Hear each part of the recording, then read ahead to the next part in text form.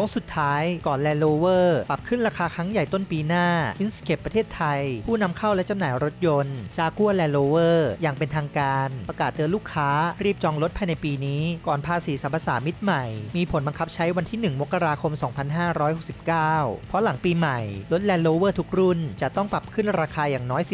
10-15% หรือราว 1 ล้านบาทต่อคันจากโครงสร้างภาษีใหม่ที่เพิ่มขึ้นจาก 8% เป็น 15% แม้แต่รุ่น Plug-in Hybrid ก็ได้รับผลกระทบเช่นกันโดยราคาจำหน่ายใหม่คาดว่า Defender จะปรับจาก 6.29 ล้านเป็น 6.99 ล้านบาท Range Rover Sport จาก 7.89 ล้านเป็น 8.49 ล้านบาทและ Range Rover ตัวท็อปจาก 12.49 ล้านเป็น 13.79 ล้านบาทสัมผัสความหรูเหนือระดับจาก Land Rover ได้ที่โชว์รูมพระราม 4 และสยามพารากอนหรือดูรายละเอียดเพิ่มเติมได้ที่เว็บไซต์ www.landrover.co.th